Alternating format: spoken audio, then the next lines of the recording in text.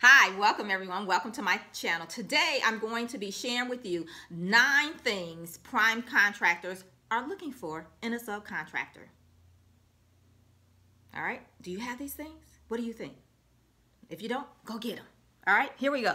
So here's what I want to share with you. By the end of this video, you will know what you need to bring to the table when it's time for you to start seeking out a contract from a prime contractor. All right, these are 9 things you want to bring to the table. And there could be more. Make your own list, add to this, right? But this is a great place for you to start. All right, so for those of you that don't know who I am, I'm Felicia Streeter, and I have a signature program I created for small businesses just like you on the topic of government contracting called the Contractor's Edge Bootcamp. So make sure you check it out. I'll put a link down in the comments below. All right, cool. Let's dive into the content. All right. So here's the 9 things that will increase your contracting chances with prime contractors. And I've consulted with other prime contractors in the past. I've been a prime contractor where I've subbed out work to subcontractors as well. So trust me, these 9 things are a game changer. All right, here we go. Number 1, you want to have past performance. So here's the thing. They're not going to give you a contract if you've never done that type of work. Come on now, keep it real, okay? You can't say, oh, I changed the doorknobs at home and I fixed a couple things around the house, and now you want to be a construction contractor. Come on now, you got to have some past performance in whatever it is you're saying you want to do for them, okay? And if you're a supplier or something like that, you need to have the ability to supply and show them that you have the ability to supply whatever those needs are, whether it's, a product or something like that, okay? So just keep that in mind. Number 1, past performance. Number 2, you need to have financial stability. So this doesn't just work like you tell them, oh, I have financial stability, I can do this, I have the cash flow. No, they may want to see your financials so that you can show them that you, 1, do have the capacity to cash flow a project, and 2, you know how to manage your money, because what they don't want to have happen is they subcontract work down to you, you subcontract it down to someone else, or even if you do it all yourself and then midway through you can't finish because you don't have any money because you didn't know how to manage your money.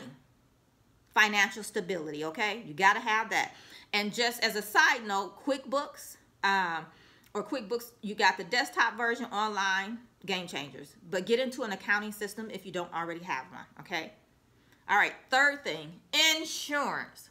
If the work that you're providing or the service or the supply, so whether it's a service, you're going to be a supplier, or you're, a product or whatever it is, and it requires that you have insurance, make sure you have insurance.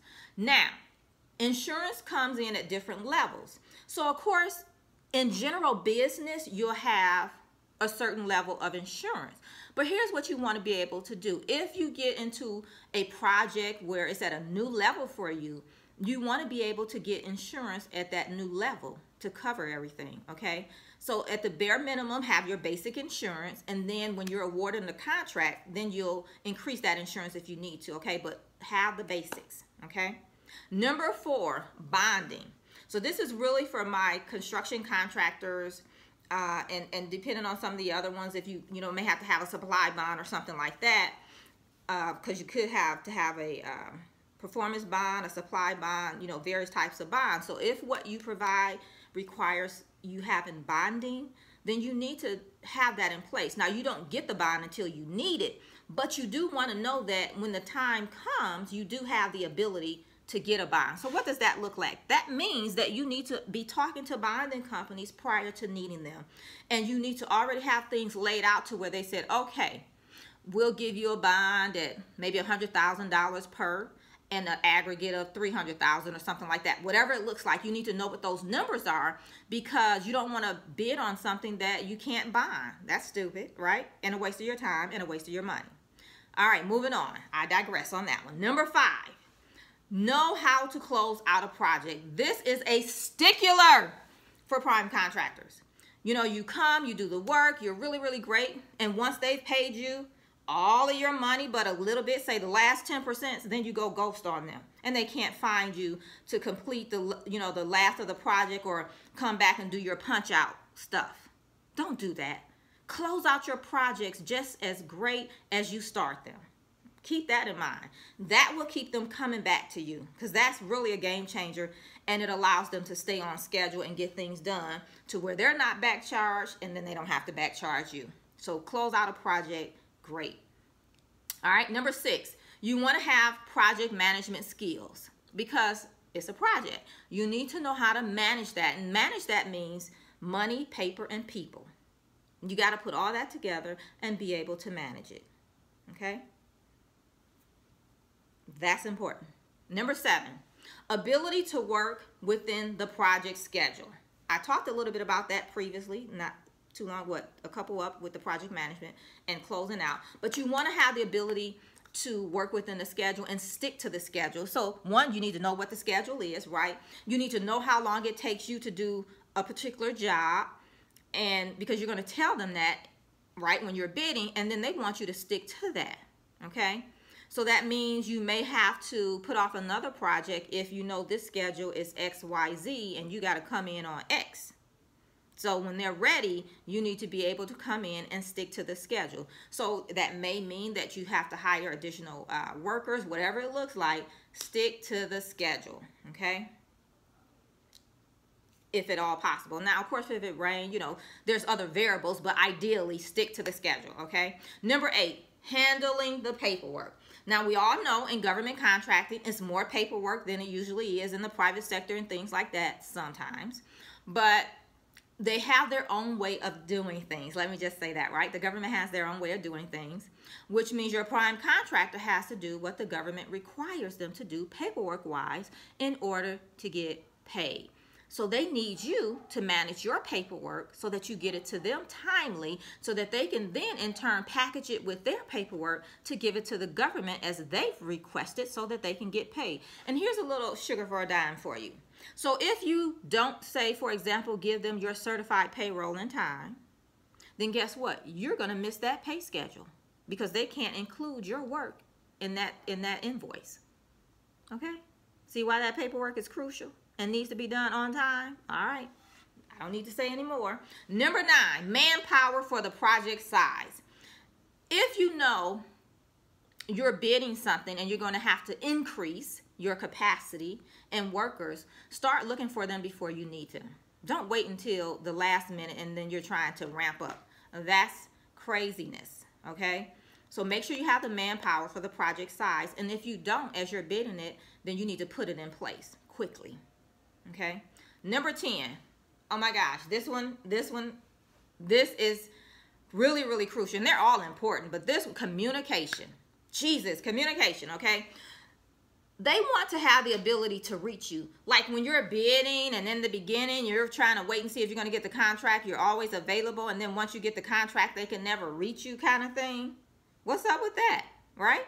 So make sure they have the ability to reach you. And of course, sometimes you may be busy, but then call them back in a timely fashion. Don't try to duck and dodge them on different things, okay? So just make sure you're responding promptly, whether you're having to return a phone call or reply to an email or provide information, whatever it is, make sure you're communicating. Okay, so I said 9, I gave you 10. So here they are. Let me recap them for you really, really quickly. All right.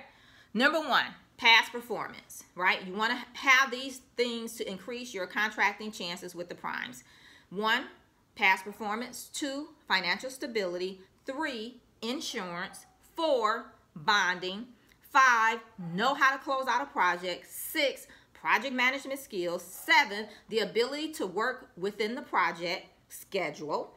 Okay. 8, handling your paperwork. 9, the manpower for the project size that you're going to be performing on. And 10, communication, open communication. All right. So there you have it. So here's the thing.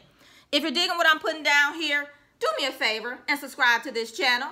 All right, we're trying to grow our wealth here and spread all this information out into the community, and so that we can have more people doing more work in the government contracting marketplace. All right, so make sure you like this video too if you did what I put down in these 10 little things I gave you about working with the prime. subscribe, and like. All right, there you go. All right, so here's your takeaway. Here's what I want you to leave with. Get your business in order. Start with where you're at, and then just go from there, okay? Build on what you have, and just make sure you have a solid foundation, and you'll see your business begin to grow, all right? So here's the thing, and I know that was a lot, and you may only have 1, 2, or 3 of those things down. No problem. Here's what I got for you guys. So I've created a signature program, and remember I talked about that earlier, the Contractor's Edge Bootcamp. And it is the business reset where you apply, certify, and qualify for government contracts within this 60-day program. So if you're interested, make sure you go over to FeliciaStreeter.com/contractors edge. All right? So here's what I want you to do in the comments below. Tell me what 3 things you're going to work on from the list of 10 that I just shared with you to position your business to be a sub to a prime. I would love to hear that and provide some type of feedback if you need it, all right? So until next time, don't forget to subscribe, like this video, and I'll see you real soon. Bye for now.